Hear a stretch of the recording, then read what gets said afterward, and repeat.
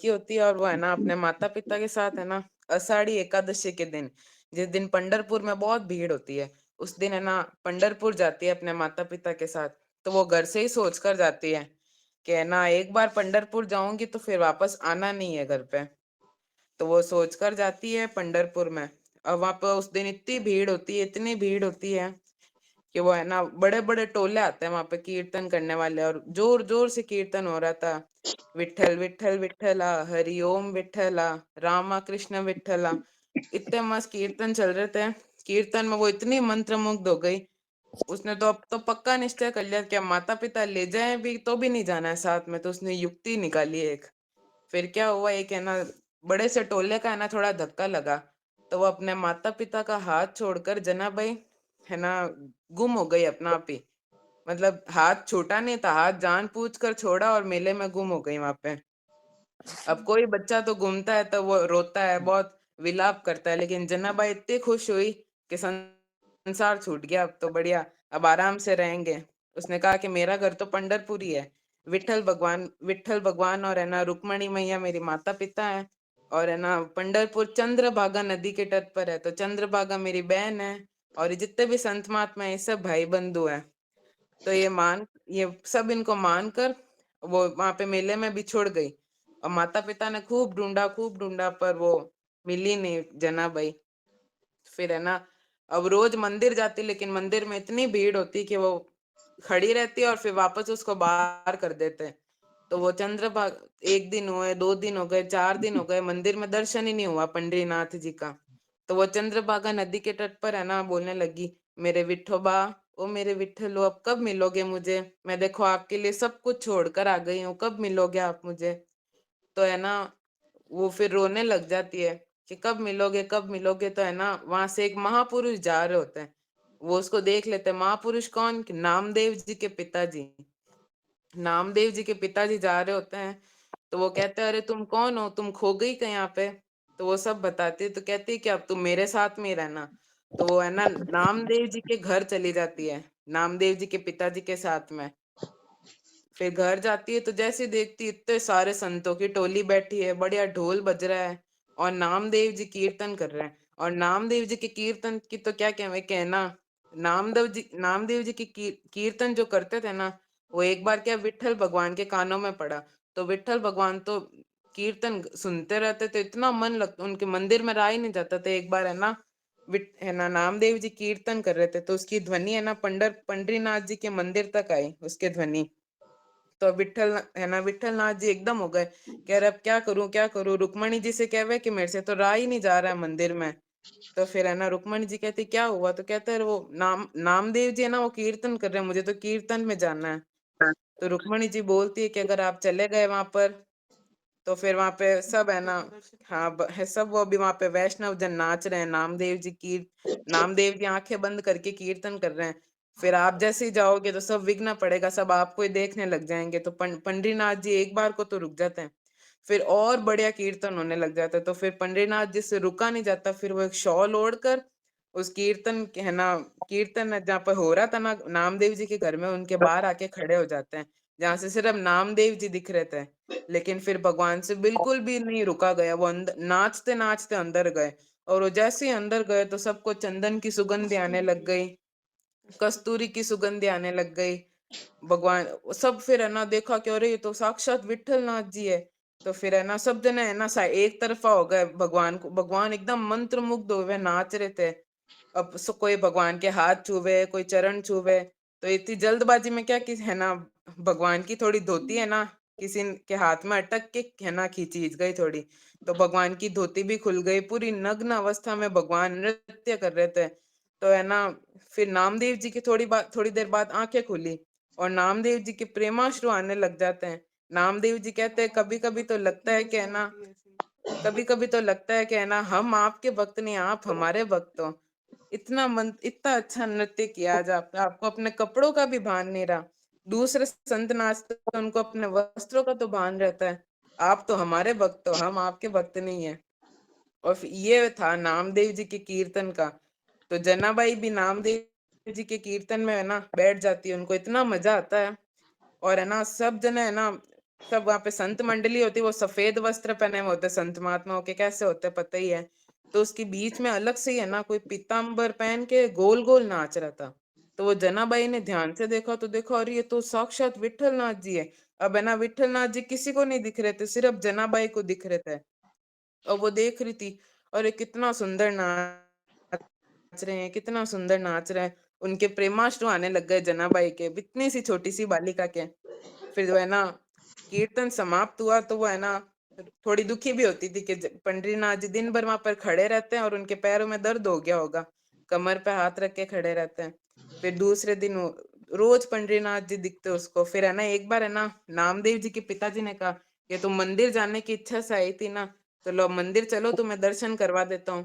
तो है ना जनाबाई कहती नहीं, शाम को भी कीर्तन होगा ना तो पंडरीनाथ जी खुद आते हैं, मुझे मंदिर जाने की वहां पे भीड़ भाड़ में जाने की जरूरत ही नहीं है। तो फिर है ना नामदेव जी को पिताजी को लगा कि ऐसी छोटी बालिका है समझ जाएगी।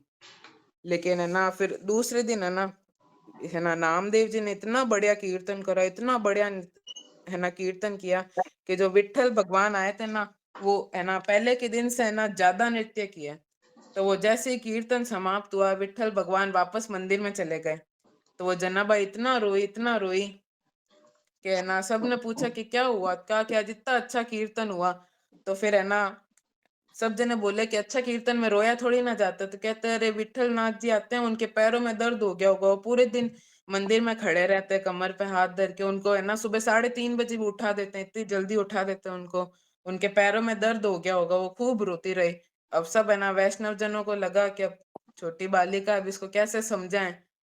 अब पता नहीं, अब सबको लगता था ये ऐसे ही कर रही है, लेकिन है ना जनाबाई को तो सच में विट्ठलनाथ जी दिखते थे और नामदेव जी को भी दिखते थे, लेकिन वो है ना आंखें बंद कर लेते थे, नहीं तो उनसे कीर्तन भी नहीं गाया जाता था भगवान की है ना सूरत है ना इतना मनमोहक चेहरा देख के। फिर है ना सब जने जाते रहे और है ना सब जने सो भी गए जाकर। अब है ना जनाबाई का तो मन भी नहीं लगे, एकदम इतनी व्याकुल हो रही थी कि मेरे प्यारे विट्ठलनाथ जी के चरणों में दर्द हो गया होगा आज। वो नामदेव जी से भी कहती है कि अब रोज इतना अच्छा कीर्तन मत करना, नहीं तो उनके पैरों में दर्द हो जाता है। फिर इतना रोती है तो है ना होती तो घी से मालिश हाँ तो मैं होती ना तो घी से है ना बढ़िया मालिश कर देती उनके चरणों की, उनके चरणों को थोड़ा दबा देती। तो फिर है ना इस भाव से है ना विट्ठलनाथ जी खूब रीझ जाते हैं और तुरंत है ना जनाबाई के सामने प्रकट हो जाते हैं। हाँ और तुरंत अपने पैर आगे कर लेते कि अब रो मत, पैर है ना लो दबा दो तो पैर। तो तुरंत है ना रसोई घर में से है ना जनाबाई है ना गुनगुना घी लेकर आती है और उससे है ना ठाकुर जी के चरणों में मालिश करती है और कहती है अब सुख हुआ ठाकुर जी, थोड़ा आपके आज इतना नृत्य किया, आपके चरणों में दर्द हुआ होगा। तो कहते हैं हाँ आप सही है मेरे। फिर है ना थोड़ी देर तक चरण मालिश करने के बाद में है ना जनाबाई कहती है कि आपने कुछ पाया सुबह से? तो है ना विट्ठलनाथ जी बोलते हैं कि हाँ हमने पाया ना, भोजन किया। तो जनाबाई पूछती क्या भोजन किया? तो कहते हैं वही दाल चावल और है ना पूरन पूली और जो मंदिर की जो सब्जी होती है ना वो खाई। कहा कि अब फिर कल क्या खाया? तो है ना पंडरीनाथ जी बोले कि कल भी ये खाया। फिर है ना बोली कि 3 दिन बाद क्या, 3 दिन पहले क्या खाया? तो कि यही खाया हमने। तो फिर जनाबाई को इतना लगा कि रोज रोज एक ही भाव खाते हो आप, एक ही भाव से बना भोजन खाते हो, एक ही एक भोजन खाते हो।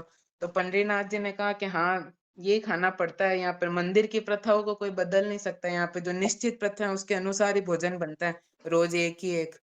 तो कहा जनाबाई कहती तो मैं आपको कुछ बना के खिलाऊं अलग? तो है ना वो पंडरीनाथ जी बोलते हैं अब आज से तो नहीं, कल से बनाना, क्योंकि अभी मंगला का समय हो रहा है, 3:30 हो जाएगी अभी। और वहां का नियम है कि है ना सुबह 3:30 बजते ही है ना जोर जोर से घंटे घड़ियाल और आदि बजाए जाते हैं। बजाकर फिर है ना पट खोले जाते हैं मंदिर के। फिर है ना मंगला है ना तरह तरह से है ना पुष्प मालाओं से दूध दही और आदि सबसे अभिषेक होता है उनका सुबह सुबह। तो पंडितनाथ जी को वहां पर भी पहुंचना था। अब रोज ठाकुर जी है ना अर्धरात्रि में है ना जनाबाई के पास में आते थे और जनाबाई रोज है ना बढ़िया बढ़िया पकवान खिलाती थी। अब है ना ठाकुर जी जल्दी जल्दी खाते थे क्योंकि आगे मंगला का समय भी होने वाला होता था। जल्दी जल्दी खाते थे तो वो अपने कपड़ों पर भी गिरा देते थे विट्ठल नाथ जी।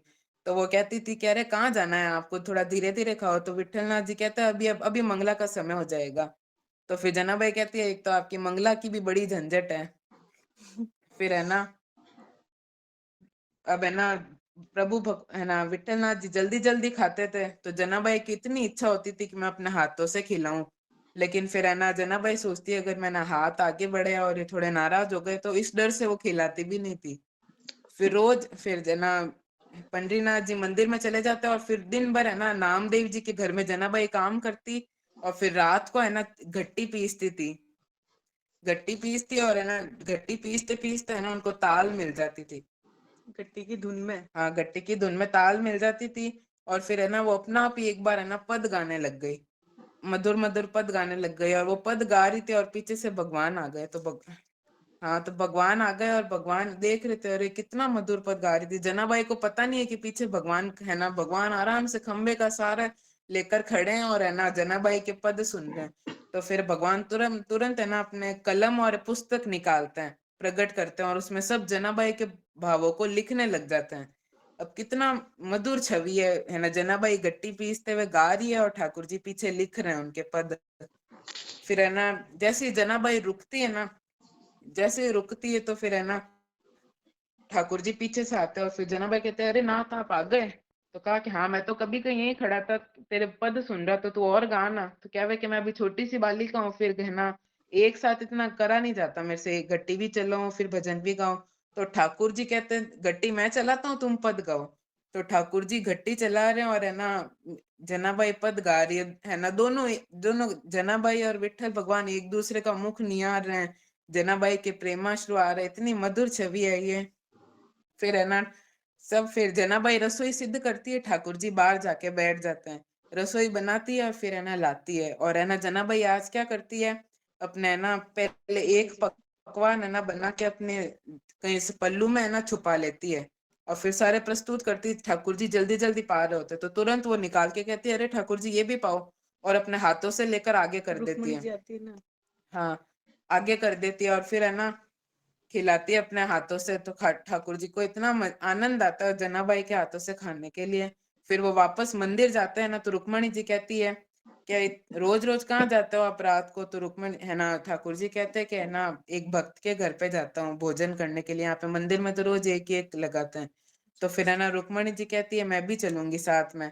तो फिर भगवान मना कर देते कि वो छोटी सी बालिका है, उससे थोड़ी रसोई सिद्ध हो पाती है, फिर वो तुम भी आ जाओगी ना तो वो सहज नहीं रह पाएगी, वो थोड़ी संकोचित हो जाएगी। तो फिर है ना श्रम रुक्मणी, करना पड़ेगा हाँ थोड़ा। फिर उसको श्रम भी हो जाएगा थोड़ा। तो फिर है ना रुक्मणी जी कहती है तो मैं है ना ठाकुर जी कहते चलो तुम है ना भोजन मत पाना, वहां पे बाहर खड़ी होके देख लेना। तो ठाकुर जी को है ना रुक्मणी जी है ना बाहर खड़ी हो जाती है रात्रि के समय, और ठाकुर जी अंदर जाके भोजन पा रहे होते हैं। जनाबाई अपने हाथों से भोजन करवा रही होती है, ठाकुर जी खुद भी कुछ पा रहे होते हैं। तो है ना रुक्मणी जी सोचती है अरे जनाबाई का कितना परम सौभाग्य है, मुझे भी है ना वैकुंठ में मुझे लक्ष्मी को भी सौभाग्य नहीं है ठाकुर जी को अपने हाथों से भोजन कराने का। इस है ना जनाबाई को सौभाग्य है, वो जनाबाई को प्रणाम करती है रुक्मणी जी। और फिर है ना एक बार है ना क्या होता है, ठाकुर जी आते हैं रात को, और वो जनाबाई के पदों पर इतने मोहित हो जाते हैं, भोजन पे इतने मोहित हो जाते हैं कि मंगला आरती का है भोजन ना करके। मंगला आरती, हाँ वो है ना पहले घट्टी पीस रहे होते हैं। अब रोज का यही हो जाता है कि है ना घट्टी पीसते हैं भगवान और है ना जनाबाई पद गाती है। तो एक बार क्या गहने पहने हुए होते हैं विठल नाथ जी के खूब सारे, तो वो घट्टी से टकरा टकरा के खूब ध्वनि उत्पन्न कर रहे थे। तो जनाबाई ने कहा कि आपने ये टूट गहने जाएंगे इसके। गहने टूट जाएंगे आपके, और इसकी ध्वनि से कोई घर में जाग गया तो क्या है ना थोड़ा। फिर है ना ठाकुर जी कहते तो हम क्या करें, तो क्या जनाबाई कहती है अपने गहने उतार के साइड में रख दो, फिर जब जाओ ना यहाँ से तब लेकर चले जाना। तो ठाकुर जी अपने गहने उतार के साइड में रख देते हैं, साइड में रख देते हैं, और फिर जनाबाई अपने हाथों से भोजन करवाते हैं ना। तो उस दिन तो इतना मधुर भोजन होता है कि ठाकुर जी पद गाती है वो। हाँ पद गाती रहती है, भोजन करवाती रहती है। ठाकुर जी को है ना भान ही नहीं रहता कि मंगला आरती में भी जाना है।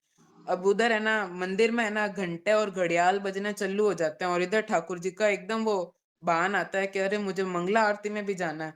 तो ठाकुर जी ऐसे ही सोचते हैं अगर मैं ऐसे ही गया तो सब मेरे पीछे पड़ जाएंगे, ये तो चलते फिरते ठाकुर जी है, सब मेरे पीछे ही लग जाएंगे फिर। तो फिर जनाबाई युक्ति निकालते कहते आप पीछे है ना घर के पीछे के दरवाजे से होकर मंदिर के सीधा है ना खिड़की से और गर्भगृह रुक्मणी में जी चले पीछे जाना। वाला गर्भ को खोल के रखती है। हाँ, और फिर है ना रुक्मणी जी है ना खिड़की खोल के रखती है गर्भगृह के पीछे। फिर है ना ठाकुर जी फटाफट जनाबाई की एक शॉल ओढ़ लेते हैं काली सी, और है ना घर के पीछे के दरवाजे से सीधा गर्भगृह में जाके है ना मंदिर में प्रतिष्ठित होते हैं। और जैसे ही प्रतिष्ठित होते हैं और तुरंत कपाट खुलते हैं मंदिर के। तो जैसे कपाट खुलते हैं, अब इधर क्या भगवान से दो गलती हो जाती है। एक तो जनाबाई की शॉल लेकर ही है ना प्रतिष्ठित हो गए, और अपने गहने जनाबाई के घर पर ही भूल गए। तो जैसे ही है ना सब पुजारियों ने देखा, अरे प्रभु के इतने महंगे रत्न जड़ित है ना, गहने कहाँ गए। और है ना ये इतनी पुरानी सी काली सी शॉल कहाँ पर है। तो नामदेव जी वहां पे है ना मंगला आरती में है ना उपस्थित है। तो उन्होंने देखा कि ये शॉल तो जानी पहचानी है। फिर उनको याद आ रहा है, हाँ हमारे घर में जो जनाबाई रहती है उनकी भी ऐसी शॉल है। तो फिर तुरंत बोले कि अरे ये तो जनाबाई की शॉल है। तो फिर है ना सारे पुजारी, अब है ना नामदेव जी को तो ये लग रहा है कि ठाकुर जी कृपा करने गए है ना जनाबाई पे। लेकिन है ना बाकियों को क्या लग रहा है कि जनाबाई आई मंदिर में, अब ठाकुर जी के गहने चुरा कर लेकर चली गई, और है ना अपनी शॉल यहीं भूल गई। बाकी सबको यही आ रहा है। तो फिर ये भाव भाव की प्रधानता हो गई कि जैसे जो सत्संगी होगा उसका भाव अलग होगा, जो संसारी होगा उसका भाव अलग होगा। कि नामदेव जी ने तो सोचा कि ये ना भगवान लीला करते होंगे इसके साथ में, तभी इनकी शॉल इसके पास आई। लेकिन दूसरे जने क्या सोचते हैं कि गहने गुमे हैं तो वो ही लेके गई होगी, चोरी का इल्जाम लगा दिया उस पे। तो फिर है ना सब जितने भी मंदिर में उपस्थित है ना, उन्होंने है ना सब तरकीब निकाली के है ना सब है ना नाम उनके घर चलते हैं जनाबाई के घर पे, और तलाशी लेते हैं। तो वो सारे मोटे मोटे डंडे लेकर जनाबाई जहाँ पे नामदेव जी के घर गए, जहाँ पे जनाबाई रहती थी। और है ना जनाबाई को आवाज लग गई, और जनाबाई ने कहा, हाँ जनाबाई ने कहा कि है ना मैंने नहीं चुराया सच्ची में। अब जनाबाई मन में सोच रही है कि अगर मैंने इनको कहा कि ठाकुर जी आए तो ये विश्वास तो करेंगे नहीं, इसलिए खूब बार कहा कि मैंने नहीं चुराया, मैंने नहीं चुराया। फिर वो चुप हो जाती है। फिर है ना सब वो है ना जितने भी पंडित वैष्णव जन होते हैं ना, वो उनके घर की तलाशी लेते हैं। तो गट्टी होती है ना जहाँ पे आटा पीसने वाली, उसके पास में ठाकुर जी के गहने मिलते उतरे हुए। तो वो सब पुजारी पहचान जाते हैं, हाँ ये तो ठाकुर जी के ही गहने हैं। तो सब है ना निष्कर्ष निकालते कि अब जनाबाई को क्या दंड दिया जाए। तो है ना सब निकाल, फिर है ना पंडित जन कहते ये तो महापाप है ठाकुर जी के गहने चुराना, इसको तो मृत्यु दंड देना चाहिए। तो फिर नामदेव जी तो ये सोच रहे शायद है ना ये ठाकुर जी की लीला है इसको मृत्यु दंड देना भी, कि है ना शायद भगवान अपनी अंतरंग लीला में इसको प्रवेश करवाना चाहते हैं। लेकिन फिर है ना जना मंदिर के पास में ही एक जगह थी, मंदिर से थोड़ी दूर, वहां पर है ना जनाबाई को है ना वो सूली तैयार की गई फांसी पे लटकाने के लिए। तो जनाबाई को वहां पर खड़ा किया गया। और जैसे ही खड़ा किया तो तुरंत विठल नाथ जी ने क्या किया, वो जो रस्सी थी ना फांसी की, उसको बना दिया जल में, एकदम जल में परिवर्तित हो गई। और जनाबाई का पूरा शरीर है ना एक ज्योति में परिवर्तित हो गया, और तुरंत वो ज्योति मंदिर के अंदर गई और विठल नाथ जी में समा गई। फिर जो बाकी के जो पुजारी जन थे ना, उनको इतना दुख हुआ कि हमने क्या कर दिया कि एक भक्त के साथ में वैष्णव अपराध हो गया हमारे साथ में। तो लेकिन वो जनाबाई है ना विठल नाथ जी में समा गई। नारायण नारायण नारायण नारायण। बेटा बहुत बहुत सुंदर सुनाई, बहुत बहुत सुंदर। और मैं एक बताती हूँ सबको ग्रुप में कि ये लीला है ना मैंने पूरी जनाबाई की है, और ये मुझे अकोला में सब जनाबाई बोलते हैं। मेरा कल वीडियो भेजूंगी, कल एकादशी है, सब लोग जनाबाई को देखना, और तुमने भी देखना बेटा, हे नाथ तुमने जरूर देखना, जो तुमने बोला ना वो पूरा तुमको प्रैक्टिकली देखने मिलेगा। हमारे यहाँ गुरु ये पूर्णिमा का जनाबाई उत्सव के हुआ था, दर्शन उसमें मैंने किया था जनाबाई का रोल, तो बहुत पसंद किया था लोग, 1000-1500 लोग थे पूरे हॉल में। और इसने भी बहुत सुंदर कथा सुनाई, लेकिन हम लोगों ने बहुत एफर्ट्स लिए थे, पूरे 1 महीना मेहनत की थी, और पूरा स्टूडियो में जाके उसमें जो भजन गाए वो मेरे ही आवाज में है, और संत जनाबाई का कैरेक्टर है। और ये जैसा जैसा बोल रहा था मेरे आंखों से आंसू बह रहे थे आज, मुझे पूरा जनाबाई, मुझे ऐसा लग रहा था जैसे मैंने किया ये बच्चा मुझे पूरा बोल रहा है, साक्षात एकदम सामने आ गया पूरा दृश्य। बहुत बहुत धन्यवाद बेटा। नारायण नारायण। चित्र, बोल माइक ऑन किया। ये जनाबाई का चित्र बहुत सुंदर, बहुत सुंदर। दिखाऊं दीदी? बहुत बढ़िया। जनाबाई का चरित्र बहुत बढ़िया लगा। धन्य है, बाबूजी धन्य इसमें है। अलग है, इसमें छोटा सा क्या और अलग है, इसमें गीता प्रेस वाली हाँ में। हाँ हाँ, हाँ हाँ।